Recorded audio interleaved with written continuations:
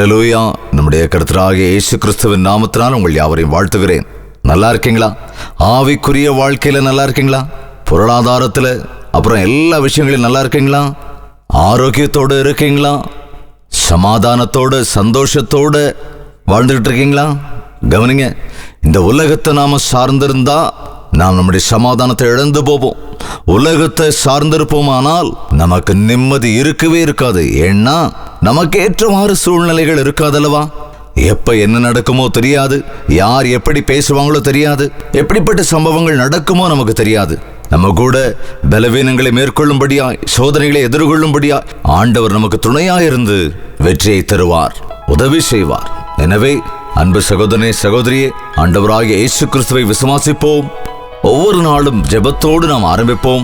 அப்பொழுது அனுதினமும் நாம் செய்கிற காரியங்கள் எல்லாம் கைகூடும். நம் ஆண்டவர் நமக்கு துணையாயிருந்து கேடுகளிலிருந்தும், நஷ்டங்களிலிருந்தும், போராட்டங்களிலிருந்தும் கூட நாம் ஜெயத்தை பெற்றுக்கொள்ளும்படியாக, நாம் சமாதானத்தை பெற்றுக்கொள்ளும்படியாக ஆண்டவர் தாமே உதவி செய்வார்.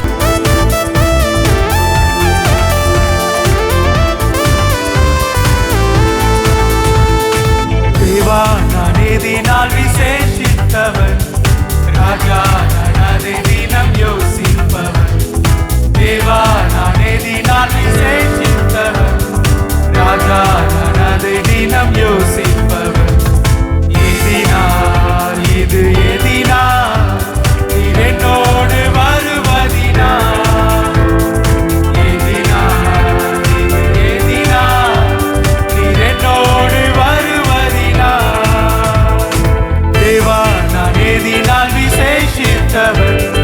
ராஜா, நான் அதை தினம் யோசிப்பவன். தேவா, நானே தினால் விசேஷித்தவன் ராஜா, நான் அதை தினம் யோசிப்பவன். எதினால் இது எதினால் நீர் என்னோடு வருவதினால், எதினால் இது எதினால் நீர் என்னோடு வருவதினால்.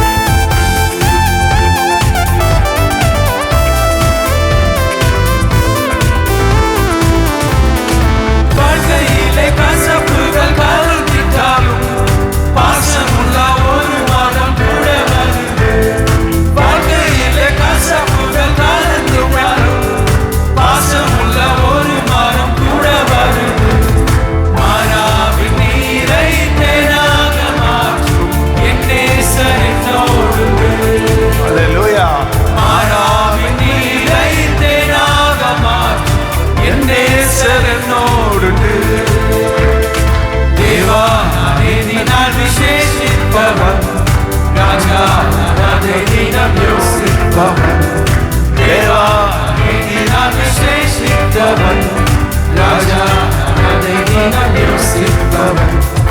எதினா இது எதினா நீ என்னோடு வருவதினா, எதினா எதினா நீ என்னோடு வருவதினா, எதினா எதினா நீ என்னோடு வருவதினா, எதினா எதினா நீ என்னோடு வருவதினா. இன்னொரு முறை, எதினால் இது எதினா நீ என்னோடு வருவதினா, நீ என்னோடு வருவதினா, நீ என்னோடு வருவதினா, நீ என்னோடு வருவதினா. ஹல்லேலூயா. இந்த உலகத்துல ஒவ்வொருவருக்கும் முக்கியமான விஷயம் என்ன தெரியுமா? பணங்கிறீங்களா, சொத்துங்கிறீங்களா, அல்லது இன்னும் ஏதேதோ இந்த உலக சம்பந்தப்பட்டவைகள் இருந்தா போதுங்கிறீங்களா? கவனிங்க, என்ன இருந்தாலும் உங்களுக்கு குடும்பம் இல்லைன்னா உங்க வாழ்க்கையில உன்னுடைய அன்பை பகிர்ந்துக்கிறதுக்கு, உன்னுடைய சந்தோஷத்தை பகிர்ந்துக்கிறதுக்கு, உனக்கு துணையா இருந்து உனக்கு உதவி செய்யறதுக்கு யார் இருப்பாங்கங்க? blood is thicker than water அப்படிமாங்க. அப்படின்னா ரத்த உறவுகள் உலக உறவுகளை காட்டிலும் பெரியதானதல்லவா? ஆமாங்க, தேவனே குடும்ப உறவுகளை ஏற்படுத்தினார். மனிதன் தனிமையாயிருப்பது நல்லதல்லவென்று அவனுக்கு ஏற்ற துணையாயிருப்பதற்கு ஸ்திரீயை உருவாக்கினார். கணவன் மனைவி ஆக இருவரும் சேர்ந்து ஒரு மனதாய் பலுகி பெருக வேண்டும் என்று, பூமியை நிரப்ப வேண்டும் என்று தேவன் நினைத்தார். ஒருவரோடு ஒருவர் சேர்ந்து ஒருவருக்கொருவர் மகிழ்ச்சியாக, ஒருவருக்கொருவர் ஒருமனப்பட்டு தேவனுடைய ஆசீர்வாதங்களை அனுபவிக்க வேண்டும் என்று தேவன் எண்ணினார். குடும்பம் என்பது மிகவும் உன்னதமானது. கணவனும் மனைவியும் ஒரு மனமுள்ளவளாய் வாழும்போது அந்த குடும்பத்தாருடைய பிள்ளைகளும் ஆசீர்வதிக்கப்படுவார்கள். தாயும் தந்தையும் மகனும் மகளும் என்று ஒரு குடும்பமாக ஆரம்பித்து தொடர்ந்து பலுகி பெருக ஆரம்பிக்கும். கவனிங்க, இன்னைக்கு தாய் தந்தையா இருக்கிற நீங்க ஒரு காலம் வரும்போது பிள்ளைகள் ஆயிடுவீங்க இல்லையா? உங்கள் வயது முதிர்ந்த காலத்துல உங்க குழந்தைங்களே உங்களுக்கு தாய் தந்தையா மாறி பார்த்துக்குவாங்க. அதே போல உங்க பிள்ளைகள் ஒரு காலம் வரும்போது தாய் தந்தை ஆவாங்க. அவங்க பிள்ளைகள் அவங்களுடைய வயதான காலத்துல அவங்கள பார்த்து கொள்ளும்படியாக தேவன் நிர்ணயித்திருக்கிறார். அதனாலதான் உன் தாயையும் தகப்பனையும் கனம் பண்ணு என்று, அவருடைய வயது முதிர்ந்த காலத்திலே அவர்களை அலட்சியம் பண்ணாதே என்று வேதம் சொல்லுகிறது. குடும்ப பந்தம் என்பது தேவனால் ஏற்படுத்தப்பட்ட காரியம். தேவன் உன்னதமான நோக்கத்தோடு ஆணையும் பெண்ணையும் உருவாக்கி அவர்கள் மூலமாக கற்ப பலனை கொடுத்து இந்த பூமியிலே பலுகி பெருகி இந்த பூமியை ஆள வேண்டும் என்று தேவன் ஏற்பாடு செய்து வைத்திருக்கிறார். இந்நாட்களில் குடும்பங்கள் பிரிந்து போவதற்கும், தரித்திரத்தில் இருப்பதற்கும், சமாதானமற்ற நிலைக்கு தள்ளப்படுவதற்கும் காரணம் என்ன? ஒன்று, குடிப்பழக்கம். இந்நாட்களில் எல்லா வீடுகளிலும் ஒவ்வொரு குடிகாரர்கள் இருப்பதை நாம் பார்க்க முடிகிறது. எத்தனையோ பேர் குடிகாரர்களாகி குடும்பத்தை நிர்ணயிக்க வேண்டிய தந்தைமார் குடும்பத்தை அலட்சியம் செய்வதும், தரித்திரத்திற்கு ஆளாக்குவதும், அவர்களும் சுகவீனத்துக்கு ஆளாகி சிறு வயதிலேயே இறந்து போவதையும் பார்க்கிறோம். குடும்ப உறவை குலைப்பதற்கு சாத்தான் பயன்படுத்தும் ஆயுதங்களில் மதுபானங்கள், குடிப்பழக்கம் என்பது முக்கியமானது என்பதில் சந்தேகமே இல்லை. ஒரு வீட்டிலே ஒரு குடிகாரர் இருந்தால் அந்த வீட்டில் சமாதானம் இருக்குமா? வீட்டு எஜமான் குடிகாரராக இருந்தால் அந்த வீட்டில் சம்பாத்தியம் இருக்குமா? ஒரு குடிகாரன் தன்னைத்தானே அழித்துக் கொள்வது மட்டுமல்லாமல் தன்னுடைய பிள்ளைகளுக்கும் சாபமாக மாறுகிறான். தன்னுடைய மனைவியை கண்ணீருக்கு ஆளாக்குகிறான். எத்தனையோ ஆண்கள் தங்கள் பொறுப்பை உணருவது இல்லை. உங்களுக்கு தெரியுமா, தேவனுடைய வார்த்தை சொல்லுகிறது, ஒவ்வொரு புருஷனும் தன்னுடைய வீட்டுக்கு, தன்னுடைய மனைவிக்கு, தன்னுடைய பிள்ளைகளுக்கு சிரசாக இருக்கிறான். ஆமாங்க, ஒரு மனிதன் தன்னுடைய குடும்பத்தை சரியாக பார்த்துக் கொள்ளாவிட்டால் அவன் அவிசுவாசியை விட மோசமானவன் என்று வேத வாக்கியம் சொல்லுகிறது. தன் மனைவியை போஷிக்க வேண்டும், பிள்ளைகளுக்கு ஆகாரம் தர வேண்டும். குடும்பத்துக்கு தலைவனாக இருக்கிற நீ, குடும்பத்துக்கு தலையாக இருக்கிற நீ, குடும்பத்துக்கு பெரியவனாக இருக்கிற நீ உன் பொறுப்புகளை உணராவிட்டால் உன்னுடைய குடும்பத்தின் நிலை என்னவாகும்? இன்று அநேக ஆண்கள் தங்கள் மனைவி பிள்ளைகளை கண்டுகொள்ளுவதே இல்லை. நீங்களும் அப்படிப்பட்ட நிலைமையில் இருக்கிறீர்களா? இப்பொழுதாவது தேவன் மீது விசுவாசம் வைத்து உங்கள் நடத்தையை மாற்றிக்கொண்டு உங்கள் குடும்பத்தை போஷிக்க ஆரம்பியுங்கள். உங்கள் குடும்பத்தை நேசியுங்கள். கடைசி வரை உங்களோடு நிற்பது உங்களுடைய சொந்த குடும்பம் தானே. இந்த உலகம் இல்லை அல்லவா? இந்த உலக சம்பத்துக்கள் இல்லையே. நீ படுத்து விட்டால் உன்னை ஆதரிக்கிறவர்கள், உனக்கு துணையாயிருந்து உன்னை நேசிக்கிறவர்கள் உன்னுடைய குடும்பத்தார் தானே. எத்தனையோ பேர் நாட்களில் வீட்டாரை விட்டுவிட்டு பிறரோடு சுற்றித் திரிகிறார்கள். பிறருக்காக உயிரையே கொடுக்க கூட தயாராக இருக்கிறார்களே தவிர சொந்த மனைவிக்கு, பெற்ற பிள்ளைகளுக்கு எதுவும் செய்யாத நிலையில் இருக்கிறார்கள். குடிக்கு அடிமையாகிறவர்கள் தங்களுடைய நிலைமையை மறந்து விடுவார்கள், தங்களுடைய பொறுப்பை மறந்து விடுவார்கள், தங்களுடைய வாழ்க்கையையே அழித்துக் கொள்ளுவார்கள். வேதம் சொல்லுகிறது, ஒவ்வொரு தகப்பனும் ஒரு ஆசாரியனை போன்றவன். ஆசாரியன் யார்? குடும்பத்திற்காக, மனைவி பிள்ளைகளுக்காக தேவ சமூகத்திலே விண்ணப்பம் பண்ணுகிறவன், தேவ சமூகத்திலே ஜெபிக்கின்றவன். எத்தனையோ தாய் தந்தைகள் பிள்ளைகளை ஒன்றாக சேர்த்து செவிக்காமல் இருப்பதனால் அந்த குடும்பங்கள் பிரிந்து போய் விடுகின்றன. அந்த குடும்பத்தில் வளர்கிற பிள்ளைகள் கீழ்ப்படியாமல் இருக்கிறார்கள். குடிப்பழக்கத்துக்கு அடிமையான நீ உன் குடும்பத்தை குலைத்துக் கொண்டிருக்கிறாய் என்றும், உன் ஆரோக்கியத்தை கெடுத்துக் கொண்டிருக்கிறாய் என்றும், உன் பணம் எல்லாவற்றையும் வீணாக்கி கொண்டிருக்கிறாய் என்றும் உனக்கு தெரியாதா? எத்தனையோ பேர் சொல்லுவார்கள், எங்களுக்கு தெரியுங்க, இருந்தாலும் என்ன பண்றது, இந்த குடிப்பழக்கத்திலிருந்து என்னால வெளியே வர முடியல என்று எத்தனையோ பேர் சொல்ல நான் கேட்டிருக்கிறேன். அப்படிப்பட்டவர்களுக்கு தேவன் சொல்லுகிற வார்த்தை என்ன தெரியுமா? என்னிடத்திற்கு வாருங்கள், நான் உங்களுக்கு இளைப்பாறுதல் தருகிறேன். என்னிடத்திற்கு வாருங்கள், நான் உங்கள் பாவத்திலிருந்து உங்களுக்கு விடுதலையை தருகிறேன், உங்கள் பாவத்திலிருந்து விடுவித்து உங்களை பரிசுத்தமாக்குகிறேன் என்று ஆண்டவர் வாக்கு கொடுத்திருக்கிறார். நீங்கள் இருக்கிற இடத்துல முழங்கால் படியிட்டு ஜெபிப்பீர்கள் என்றால், இந்த கெட்ட பழக்கத்தில் என்னை விடுவிங்க ஆண்டவரே என்று கேட்பீர்கள் என்று சொன்னால், கட்டாயம் உங்கள் வாழ்க்கையில் ஒரு அற்புதம் நடக்கும். இன்று எத்தனையோ குடிகாரர்கள் இயேசு கிறிஸ்துவை தங்கள் சொந்த இரட்சகராக ஏற்றுக்கொண்டு மனம் திரும்பி பரிசுத்தர்களாக குடும்பத்துக்கும் சமுதாயத்துக்கும் சாட்சியாக வாழ்ந்து கொண்டிருக்கிறார்கள். சாத்தான் குடும்பத்தை குலைக்க பயன்படுத்துகின்ற ஆயுதம் முதலாவது குடிப்பழக்கம் என்று சொல்லலாம். இரண்டாவதாக, இன்று எத்தனையோ குடும்பங்கள் பிரிந்து கிடக்கின்றன. கணவன் மனைவி பிரிந்து போய் விடுகிறார்கள். இதற்கு காரணம் விவாகரத்து என்ற சட்டம் நாட்டில் இருப்பதால் தான். உனக்கு பிடிக்கவில்லை என்றால் உன் மனைவியை விவாகரத்து செய்ய முடியும், உன் கணவனை விவாகரத்து செய்ய முடியும், உன் கணவன் மீது கேஸ் போட முடியும், உனக்கு அநீதி நடக்கும் போது நீ கோர்ட்டுக்கு போக முடியும் என்ற சட்டங்கள் நம் தேசத்தில் இருப்பதினால்தான் அநேகர் அந்த சட்டத்தை துஷ்பிரயோகம் செய்கிறார்கள். எத்தனையோ கணவன் மனைவிமார் சேர்ந்து வாழ்வதற்கு பதிலாக, ஒருவருக்கொருவர் சேர்ந்து வாழ்ந்து சமாதானத்தோடு இருப்பதற்கு பதிலாக, ஒருவரை ஒருவர் மன்னித்து, ஒருவருக்கொருவர் விட்டுக் கொடுத்து, ஒருவருக்கொருவர் புரிந்து கொண்டு தங்கள் குடும்பத்தை சேர்ந்து வாழ்வதற்கு பதிலாக ஒவ்வொரு சின்ன பிரச்சனைக்கும், ஏற்படுகிற ஒவ்வொரு சின்ன தகராறுக்கும் விவாகரத்து தான் தீர்வு என்று இருப்பதை நாம் பார்க்கிறோம். எத்தனை குடும்பத்தார் இன்று கோர்ட்டுக்கு அலைந்து கொண்டிருக்கிறார்கள். மனைவியோடு சண்டை போட்டு கோர்ட்டேறுகிற கணவன்மார் இருக்கிறார்கள். கணவனோடு சண்டை போட்டு கோர்ட்டுக்கேறி விவாகரத்து கேட்கிற மனைவிமாரும் இருக்கிறார்கள். விவாகம் என்பது ஆயிரங்காலத்து பயிர் என்றொரு பழமொழி நம் நாட்டில் இருக்கிறது அல்லவா? விவாகம் எல்லாவற்றை காட்டிலும் கனமுள்ளது என்று வேதம் சொல்லுகிறது. ஒருமுறை சீஷர்கள் வந்து ஆண்டவராகிய இயேசுவிடத்திலே கேட்டார்கள், மனைவியை விவாகரத்து பண்ணலாமா என்ற போது ஆண்டவர் தெளிவாக சொன்னார், மனைவியை விட்டுவிட்டு இன்னொரு ஸ்திரீயை விவாகம் பண்ணுகிறவன் விபச்சாரம் செய்கிறான். கைவிடப்பட்டவளையும் விவாகம் செய்கிறவனும் விபச்சாரம் செய்கிறான் என்று தெளிவாக சொல்லப்பட்டிருக்கிறது. என்றால் விவாகரத்தை குறித்து நியாயப்பிரமாணம் சொல்லுகிறதே என்று கேட்டபோது இயேசு அவர்களுக்கு சொன்னார், உங்கள் இருதய கடினத்து நிமித்தம் அப்படி ஆயிற்று என்று. ஆதி முதல் அப்படி இருக்கவில்லை என்றார். விவாகரத்து சட்டங்கள் மனிதன் உண்டாக்கினதே தவிர தேவன் கணவன் மனைவி மரண பரியந்தம் நம்பிக்கையோடு இருக்க வேண்டும் என்று தான் நினைத்தார். இன்று அநேகர் விவாகத்தின் முக்கியத்துவத்தை உணர்ந்து கொள்ளாமல் கோர்ட்டு கேஸ் என்று அலைகின்றார்கள். இன்று நீதிக்காக வருகிற கேசுகளில் அநேகம் என்னவென்று கேட்டால், அது கொலை வழக்கா அல்லது சொத்துக்கான வழக்கா அல்லது வேறு வழக்குகளா என்று ஆராய்ந்து பார்த்தால் எல்லா வழக்குகளை விடவும் விவாகரத்துக்கான வழக்குகள் தான் அதிகம் என்று கூறப்படுகிறது. எத்தனையோ பேர் நாட்களில் 3 மாதம் 3 வருடங்கள் 30 வருடங்கள் குடும்பம் நடத்திய பிறகும் கூட விவாகரத்துக்காக கோர்ட் படியேறுவது எவ்வளவு பயங்கரமான காரியம்! குடும்பத்தை விவாகரத்து என்ற சட்டத்தின் மூலமாக பிரிப்பதற்காக சாத்தான் முயலுகிறான். உன்னை விட்டு விட்டு வேறொருத்தையை மனம் செய்து கொள்வேன், உன்னை விட அழகானவளை நான் வைத்துக் கொள்வேன் என்று சொல்லுவது எவ்வளவு பயங்கரம்! இன்னொருத்தியை நீ மனம் செய்து கொண்டால், இன்னொருவனை நீ கரம் பிடித்துக் கொண்டால், அவன் இவனை விட நன்றாக இருப்பான் அல்லது அவள் இவளை விட உன்னை அதிகமாக நேசிப்பாள், ஆதரிப்பாள் என்ற கேரண்டி உண்டா? நம்பிக்கை உண்டா?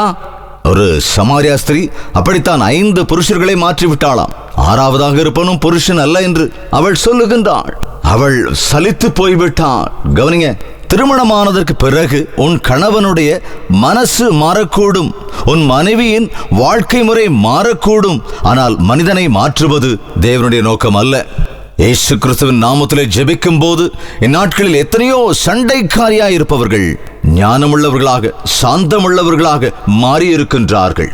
ஆமாங்க, எத்தனையோ குடிகாரர்களான கணவர்கள் விவாகரத்து வரைக்கும் போய் கூட மனம் திரும்பி இயேசுவின் மார்க்கத்தை குறித்து அறிந்து கொண்ட போது அவருடைய கிருபையினால் மாற்றப்பட்டு மனம் திரும்பி சந்தோஷமாய் தங்கள் குடும்பத்தை நடத்துகிறார்கள். கணவன் மனைவியாக அந்யோன்யமான ஐக்கியத்தோடு குடும்பம் நடத்துகிறார்கள். அன்பு சகோதரனே, உன் வீட்டிலே வருகிற ஒவ்வொரு சண்டைக்கும் தகராறுக்கும் ஒவ்வொரு சின்ன சின்ன பிரச்சனைகளுக்கும் விவாகரத்து தீர்வே அல்ல. ஆண்டவருடைய இயேசுவின் நாமத்திலே ஜெபித்து பாருங்கள், உங்கள் குடும்பத்தில் எவ்வளவு பெரிய மாற்றம் வருகிறது என்று. நாட்களில் குடும்பங்களை குலைத்து போடுவதற்கு குடியையும் விவாகரத்து என்ற சட்டத்தையும் சாத்தான் ஆயுதமாக பயன்படுத்தி எத்தனையோ குடும்பங்களை பிரிக்கிறான். இன்னும் சில குடும்பங்களின் மீது சாத்தான் மெட்டீரியலிஸ்டாக, அதாவது இந்த உலக பிரகாரமான சொத்து சுகங்கள் அதிகாரங்கள் அவற்றை முன்வைத்து குடும்பத்திலே கணவன் மனைவிக்கு இடையே இருக்கிற அந்த பந்தத்தை கெடுத்துக் கொண்டிருக்கிறான். எத்தனையோ பேர் நாட்களில் செல்வ செழிப்போடு இருக்கிற கணவன் மனைவிமார் ஓம் பணம் உனது ஏன் பணம் என்னது என்று வாழ்வது, காலையில் எந்திரிச்சிருந்து ராத்திரி தூங்க போற வரைக்கும் அவங்க வாழ்க்கையில வேலை வியாபாரம்னு சொல்லி கணவன் மனைவி இருவரும் ஒருவரோடொருவர் சேர்ந்து பேசுவதற்கு கூட இடமில்லாத வகையில் இம்மரமாக இந்த உலக காரியங்களில் மூழ்கி இருப்பதை நாம் பார்க்கிறோம் அல்லவா? அதனாலேயே விவாகமாகி 20 ஆண்டுகள் ஆன போதும் கூட சந்தான பாக்கியம் இல்லாமல் சமாதானமில்லாத ஒரு சூழல் நிலவுகிறது. விவாகமான பிறகு உன் கணவனை அலட்சியம் பண்ணாதே, உன் மனைவியை கனம் பண்ணு என்று வேதம் சொல்கிறது. ஆனால் எத்தனையோ பேர் விவாகமானதற்கு பிறகு ஏதோ பணம் சம்பாதிக்க வேண்டும் என்று ஏதேதோ வெளிநாடுகளுக்கு போய் தனித்தனியாய் வாழ்ந்து கொண்டு இருப்பது எவ்வளவு பரிதாபமான நிலைமை. கூடி வாழ்வதே கோடி நன்மை என்றார்கள். ஒரு குடிசையில வாழ்ந்தாலும் கணவன் மனைவியா சேர்ந்து கஞ்சியே குடிச்சாலும் அதுல இருக்கிற ஒரு நிம்மதி சந்தோஷத்தை நாட்களில் எத்தனையோ குடும்பங்கள் அறிவதில்லை. காரணம் என்னவென்றால் எத்தனையோ பேரை சாத்தான் பணாசையால் நிரப்பி மனைவியை விட சம்பாத்தியத்திற்கு அதிக முக்கியத்துவம் கொடுப்பது, கணவனை விட பணத்திற்கே முக்கியத்துவம் கொடுப்பது இந்நாட்களில் நாம் பார்க்கிறோம் அல்லவா?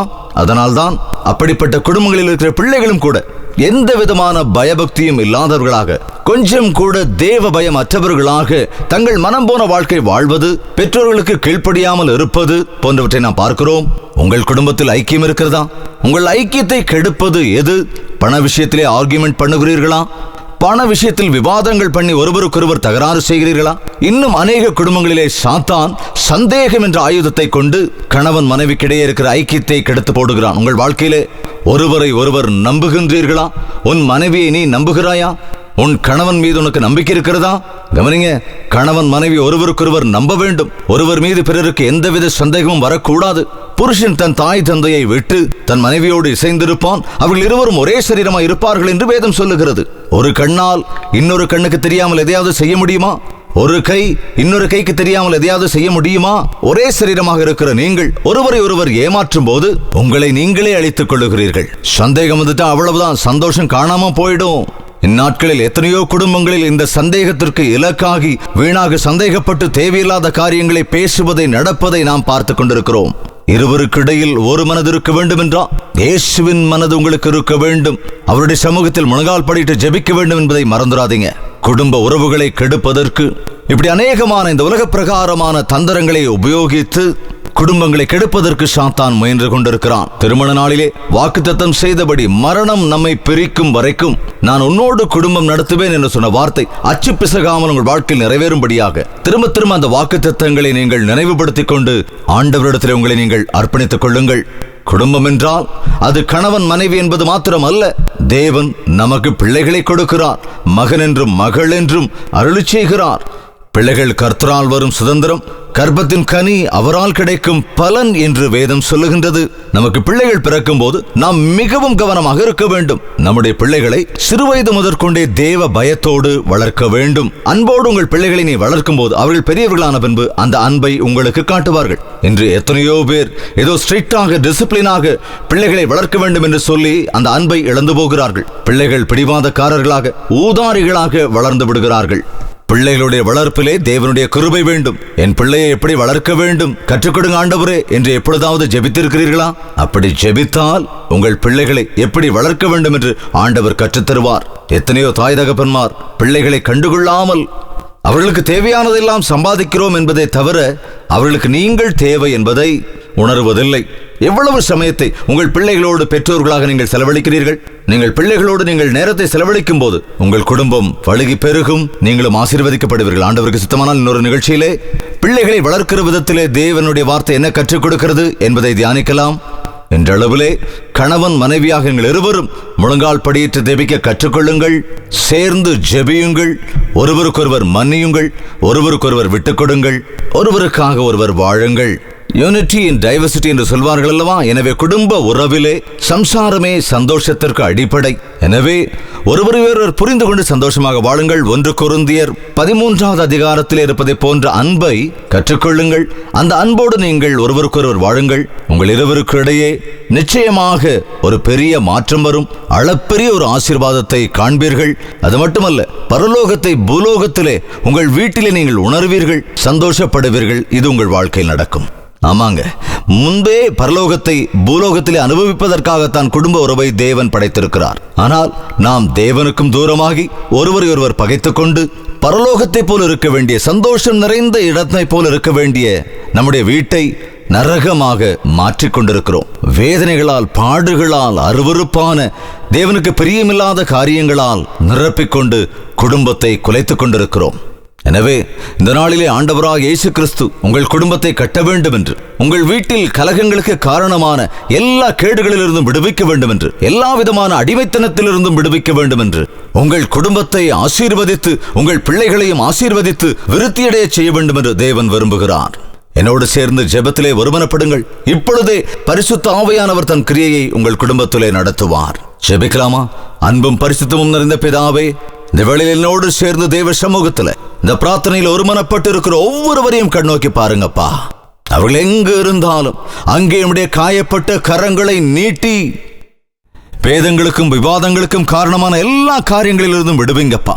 சாத்தான் தன்னுடைய ஆயுதங்களை பயன்படுத்தி குலைக்க வேண்டும் என்ற ஒவ்வொரு குடும்பங்களையும் இந்த வேளையிலே நசரேயனாகிய இயேசு கிறிஸ்துவின் நாமத்திலே விடுவிக்கிறேன் ராஜா.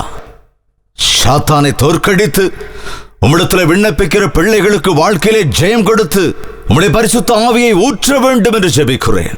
குடும்ப பிரச்சனைகளுக்கு காரணமாயிருக்கிற ஒவ்வொரு காரணத்திலிருந்து விடுவீங்க. எல்லா பாவத்திலிருந்து விடுதலை செய்யுங்க. எல்லா பேதங்களிலிருந்து விடுதலை கொடுங்க. ஒரு மனதையும் ஐக்கியத்தையும் அருளி செய்யுங்க. உம்முடைய கிருபை எங்கள் மேல் ஊற்றுங்க ராஜா. எங்கள் குடும்பங்கள் பரலோகத்தை போல் இருக்க வேண்டும் என்று நீர் எங்களுக்கு அருளி இருக்கிற பிள்ளைகளை வளர்த்து பெரியவர்களாக்கி, ஆண்டவரே, அப்படி நீர் எங்களை ஆசீர்வதிக்கும் போது எங்களுக்கு நாங்களே எங்கள் குடும்பங்களை கெடுத்துக் கொள்ளவர்களா இல்லாமல் குடிக்கு அடிமையாகியிருக்கிற ஒவ்வொரு குடும்ப தலைவனையும் இயேசுவின் நாமத்தில் இப்பொழுதே விடுதலை செய்து ஜெபிக்கிறோம். ஐயோ, என்னுடைய சரீரத்தை, என்னுடைய குடும்பத்தை, என்னுடைய வாழ்க்கையை நான் கெடுத்துக் கொண்டிருக்கின்றேன் என்று தங்கள் தவறுகளை உணர்ந்து மனஸ்தாபப்படும்படியாக, விடுவிக்கப்பட்டு உமக்கு சாட்சியாக வாழும்படியாக ஆண்டவரே, பிள்ளைகளுக்கு நீர் கிருபை அருளுங்க ராஜா. ஞானமில்லாதவர்களாக, புத்தியுள்ள ஸ்திரீயாக கணவனை எரிச்சலூட்டி கொண்டு குடும்பத்திலே அன்புக்கும் ஐக்கியத்துக்கும் எந்தவித இடம் கொடுக்காமலும் இருக்கிற சகோதரிகளை கண்ணோக்கி பாருங்கப்பா. சொத்து சுகத்தின் மீதும் வஸ்து வாகனங்கள் மீதும், ஆண்டவரே, வெள்ளியின் மீதும் பொன்னியின் மீதும் மனம் கொள்ளாமல் கணவனுக்கு பிள்ளைகளுக்கு முதலிடம் கொடுக்கிற ஞானத்தை விட்டு கொடுத்து புத்தியோடு குடும்பத்தை கட்டுகிற ஞானத்தை ஒவ்வொருவருக்கும் இந்த வேளையில் இந்த ஜெபத்திலே ஒருமனப்பட்டு இருக்கிற ஒவ்வொரு சகோதரிக்கும் அருளி செய்ய வேண்டும் என்று ஜெபிக்கிறேன். சாத்தானுடைய பிடியில் இருக்கிற ஒவ்வொரு குடும்பத்தையும் நசரேயனாகிய இயேசுவின் நாமத்தில் விடுவித்து ஜெபிக்கிறேன். சாத்தான் விரட்டப்பட்டு அவர்கள் குடும்பங்களிலே பரிசுத்த ஆவியானவர் வருவதற்கு கிருபை அருளுங்க ராஜா. எந்த குடும்பங்களெல்லாம் இந்த தகராறுகளினாலே, இந்த குடிப்பழக்கத்தினாலே, இதனால் கோர்ட் கேஸ் என்று அலைவதன் மூலமாக அவர்கள் சம்பாத்தியம் எல்லாம் கெடுத்துக்கொண்டு எல்லாராலும் அவமானப்படுத்தப்பட்டு பொருளாதார நிலையிலே கடனிலே விழுந்து வாழ்க்கையில் விரக்தி அடைந்தவர்களாக செத்து போகலாம் என்று இருக்கிற ஒவ்வொரு குடும்பங்களையும் உம்முடைய அற்புத கரங்களுக்குள் வைத்து ஜெபிக்கிறேன் பிதாவே. நம்பிக்கையும் உறுதிப்பாடும் உள்ளவர்களாய் உம்மை நோக்கி பார்த்து எல்லா அடிமைத்தனத்திலிருந்து விடுவிக்கப்பட்டு இந்த நாள் முதல் தங்கள் குடும்பத்தை கட்டி கொண்டவர்களாக வசனத்தின் அடிப்படையிலே வாழ்ந்து விருத்தி அடையும்படியாக நீர் அருளிருக்கிற குழந்தைகளை யோக்கியம் உள்ளவர்களாக உமக்காக சாட்சிகளாக வளர்க்கும்படியாக முழுமையாய் உம்முடைய கிருபையை ஊற்ற வேண்டும் என்று இயேசு கிறிஸ்துவின் நாமத்தில் வேண்டிக் கொள்கிறோம் பிதாவே. ஆமென்.